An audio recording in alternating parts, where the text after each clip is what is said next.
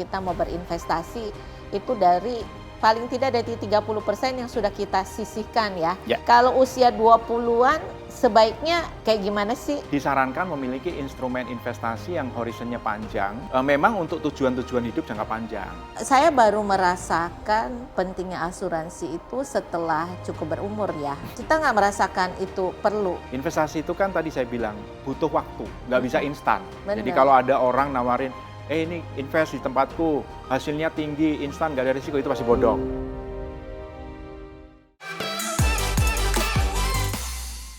Assalamualaikum warahmatullahi wabarakatuh. Teman-teman BBOH, banyak sekali dari kita selalu merasa kalau sudah gajian, kayaknya seneng banget. Tapi ya itu, habis itu beberapa hari kemudian udah pusing lagi ya. Atau begitu gajian, kita yang ada di otak kita, banyak yang harus kita keluarkan ya, bayar cicilan ini, cicilan itu, ujung-ujungnya kita nggak pernah bisa berinvestasi ya, dan boro-boro investasi dibilang ya giliran udah menjelang akhir bulan, udah makannya apa, mie instan begitu. Kali ini saya ditemani oleh Mas Basri Adi selaku Certified Financial Planner. Mas Basri, selamat datang di studio. Terima kasih Bu Limi atas undangannya. Sama-sama Mas. Nah Mas Basri ini saya kenal dari tahun 2005 ya Mas. Ya, 2005. Ya, jadi sudah 20 tahun ya, seorang yang pada saat itu karirnya lagi menanjak ya, terus tiba-tiba memutuskan untuk berpindah kuadran. Yes. Ya, nah tapi dengan segala macam naik turun juga ya, drama ya, suka duka ya. Diceritakan kenapa Mas pada saat itu meninggalkan, boleh dibilang udah di levelnya udah di GM ya kan, terus udah di top management, tapi kemudian tiba-tiba Mas Basri memutuskan untuk keluar dan memilih untuk berpindah kuadran menjadi seorang pebisnis dan juga bahkan sekarang ini aktif sebagai pengajar kepada banyak sekali generasi-generasi muda bagaimana caranya untuk memiliki perencanaan keuangan. Begitu. Iya, Bu Limi, terima kasih. Jadi mungkin jalan Tuhan ya Bu ya, jalan Tuhan. Jadi alam semesta yang membawa. Alam semesta gitu ya. Jadi itu puncak karir lah ya, puncak karir, dan waktu itu usia juga masih belum terlalu senior banget Bu, karena saya baru 34 tahun. Itu masih inilah ya, masih harusnya masih mateng-matengnya gitu ya. Betul. Tapi ya itu lagi. Jadi saya belajar bahwa pertama kalau kita berkarir ikut perusahaan orang tentu saja ada batasan di mana kita nggak bisa terus berkiprah gitu ya. Itu pelajaran pertama. Terus yang kedua, jalan ke Tuhan yang kedua berikan kasih adalah saya diberikan pelajaran bahwa sepanjang karir saya itu Bu, hidup itu lancar-lancar aja. Ya Ibu bayangin gaji udah 8 angka gitu. Jadi waktu itu rasanya hidup nggak pernah ada masalah. Nah tapi ternyata Tuhan memberikan pelajaran bahwa gaji itu sementara. Gaji itu sementara. Jadi kalau kita nggak bisa ngelola gaji kita dengan baik, ya akhirnya kita jatuh. Dan benar, pada saat saya memutuskan untuk keluar dari karir, ya benar-benar jatuh. Jatuh. Walaupun waktu itu udah siap mental apa segala macam, tapi tetap aja 8 angka itu hilang, ya jatuh gitu. Nah setelah belajar, akhirnya saya bisa ngajarin anak, kenapa nggak kita bicara ini kepada khalayak yang lebih luas gitu ya. Dan akhirnya saya putuskan tahun 2018 saya sekolah lagi Bu. Oh gitu. Ya, saya sekolah lagi khusus mengenai perencanaan keuangan ini. Makanya ada gelarnya di belakang nama itu sekarang ada CFP. Itu kira-kira sih cerita singkatnya. Kalau ditanya alasan, ya itu mungkin jalan Tuhan. Gitu. Setelah Mas Basri itu keluar dari dunia profesional lah ya, terus kemudian menjadi seorang financial planner bersertifikasi, yang sering kali ditemui permasalahan dari kalangan anak muda ataupun yang sudah menjelang pensiun itu apa sih Mas? Ya sebenarnya kalau yang Ibu tanyakan itu saya alami juga sebenarnya. Jadi saya merasa harus berbagi ini. Jadi pertama, banyak di antara kita yang tidak sadar bahwa perencanaan keuangan itu diajarkan di semua agama. Gitu. Mungkin kalau Ibu kan baca Quran itu ada di dalam surat Yusuf ayat 43 sampai 46. Mungkin di agama Kristen bahkan itu ada di dalam Taurat, di kitab Kejadian 41 itu ada kisah tentang 7 sapi betina gemuk Iya. yang makan 7 sapi betina Iya, kurus kan iya. itu. Atau Ini ada yang 7 tahun panen Nah, berlimpah ruah, itu dia. kemudian 7 tahun berikutnya itu masih musim paceklik. paceklik. Nah, itu kan Gitu. sebenarnya dari apa yang diajarkan di kitab suci, dari kisahnya Nabi Yusuf itu kita belajar bahwa hidup itu nggak akan sama seperti sekarang terus. Betul. Bahwa hidup itu akan ada Naik up turun. and ada down gitu Ada ya. naik turun. Harus ada semacam preparation sumber daya. Nah, kalau kita sekarang hidup kan sumber daya kita mau nggak mau ya uang, ya kan. Iya. Nah, jadi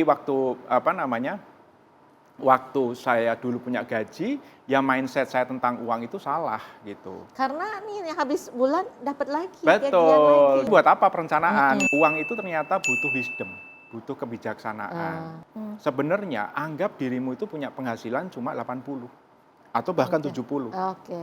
Jadi harus disisihkan dulu Ya. yang memang 20 atau 30%-nya Ya, nggak boleh disentuh. Yang boleh disentuh nih cuma 70-80%. 70-80%. Gitu. Bahkan kalau banyak pendapat ya sebaiknya 70. Jadi nah dulu atau mungkin kalau tadi Ibu tanya kebanyakan anak-anak kita sekarang ya gaji 100 itu punya penghasilan 100 itu Pakainya 110. Nah, penghasilan yang dikeluarkan 110, 120 Iya, gitu kan. iya. Akhirnya harus didongkrak pakai namanya utang. Utang nggak semua salah. Nanti kita mungkin juga bisa diskusi soal utangnya, Bu. Tapi mindset itu harus beres dulu. Jadi sebelum kita membuat utang, mindset bahwa wisdom bahwa uang itu penghasilan hanya bisa 70% yang kita pakai, 30% itu harus disisihkan dulu, itu harus benar dulu. Nah, itu yang saya lihat banyak anak-anak muda, ya sebenarnya nggak cuma anak muda, juga orang-orang tua yang akhirnya pensiun nggak siap. Iya, nggak punya pegangan. Nggak punya pegangan. Atau gitu. bahkan pada saat usaha ya, itu Betul. kan biasanya ada siklusnya. Benar. Ya, nggak selalu di atas. Pada saat di bawah terjadi PHK, pada nggak siap nih. Iya. Ya kan? Terus bingung mau kemana nih gitu. Itu. Jadi wisdomnya nggak punya gitu, wisdom tentang uang nggak punya. Nah, itu biasanya persoalan basic yang nanti akan merembet udah ke mana-mana itu gitu. Dari cara menyelesaikan masalah ketika terjadi utang, bagaimana cara dia keluar dari masalah itu. Tapi kan gini Mas, permasalahannya adalah kita itu dari kecil tidak diajarkan bagaimana Betul. caranya memanage uang. Betul. Ya, kita hanya diminta untuk menabung, ya kan. Udah menabung, dibilang menabung pangkal kaya, habis itu aja. Iya. Tapi kan kita tidak dibilang bahwa kita harus mempersiapkan masa depan. Benar, Ya kan. Dan kita apalagi kita adalah mangan asal ngumpul gitu kan. Saya nggak apa-apa saat ini, saya nggak punya penghasilan, masih ada keluarga. Benar, gitu. Nah, ini yang sangat beda kulturnya kita ya dengan orang yang ada di luar. Dan seringkali terutama juga saya ngelihat seringkali di TikTok itu ya, di mana di sini kan banyak investor dari China ya, Yep. yang mereka itu selalu nggak bisa habis pikir Iya. adalah kok orang Indonesia bisa segitu tenangnya ya dan santainya Betul. ya Bahkan dalam kalau soal naik uang. taksi di Hong Kong itu sopir taksi sambil scroll reksadana saham ya. Iya betul Kan? sambil terkadang ya mereka jalan ya kan udah ada papan besar atau LED gede, mereka berhenti dulu, mereka ngelihat dulu Lihat. harga saham Benar. gitu kan. Benar. Nah itu karena mereka memiliki pengetahuan Iya. tentang keuangan Iya. ya ataupun investasi. Iya. Jadi kita nggak ada Iya. nabung aja. Kalau misalnya sekarang gini, saya ibaratnya punya penghasilan 10 juta katakanlah. Terus kayaknya saya disuruh menabung 1 juta, kayaknya Berat banget ya. terus mau nyampe kapan nih saya punya 100 Iya. juta Gaji gitu. UMR gimana mau menabung gitu kan ya. Selalu rasanya seperti itu Iya. gitu.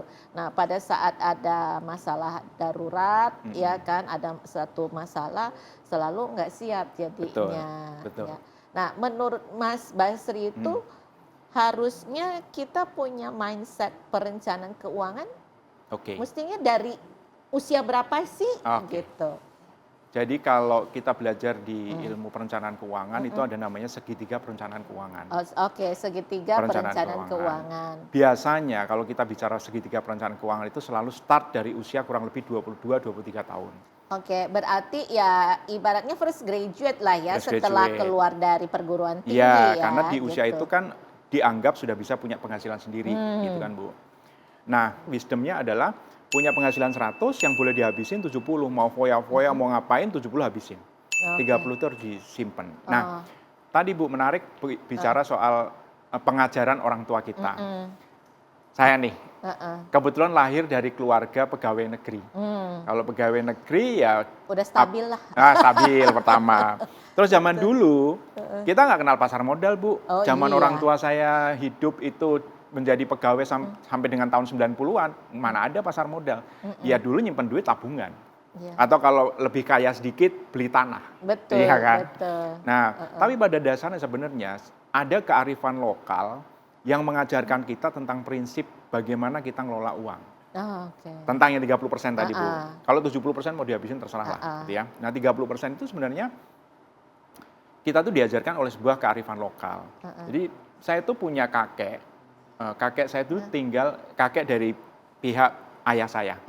Itu tinggal di daerah namanya Purwodadi, Bu. Purwodadi itu daerahnya tandus, kapur. Iya, Swike. Itu daerahnya tandus, padi susah tumbuh, akhirnya pakainya padi ladang. Dan sebagian besar, termasuk kakek saya, itu bertaninya berladang jagung. Jadi komoditas utama di sana tuh dulu jagung.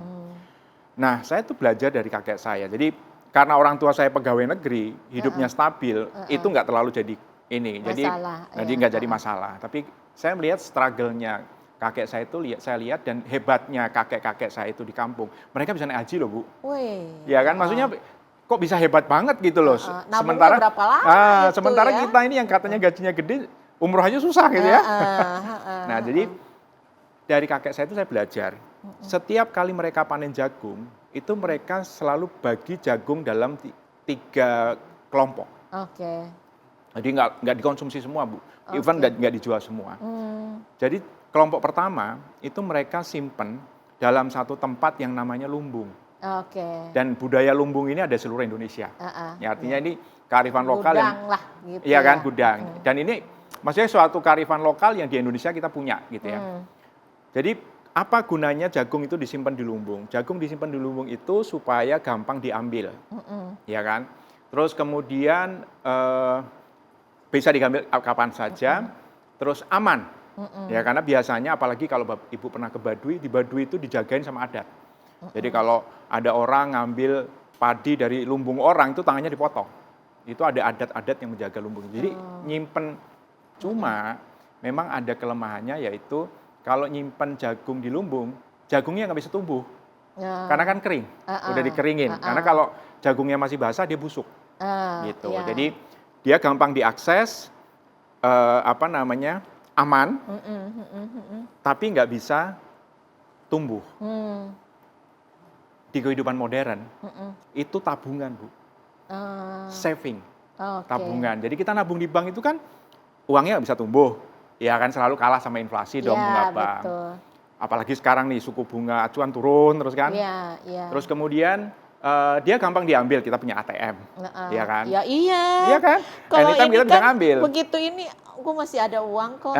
Dan aman. Dan aman. Ya dijagain satpam kalau di banknya dan dijagain sama LPS. Gitu. Ya cuman memang tadi tabungan itu bukan buat jangka panjang. Yuk teman-teman kita ngelihat gimana sih caranya menjadi seorang financial planner yang baik. Buat diri sendiri minimal itu dulu deh. Nggak usah bilang bahwa mau kayak Mas Basri yang udah tersertifikasi ya.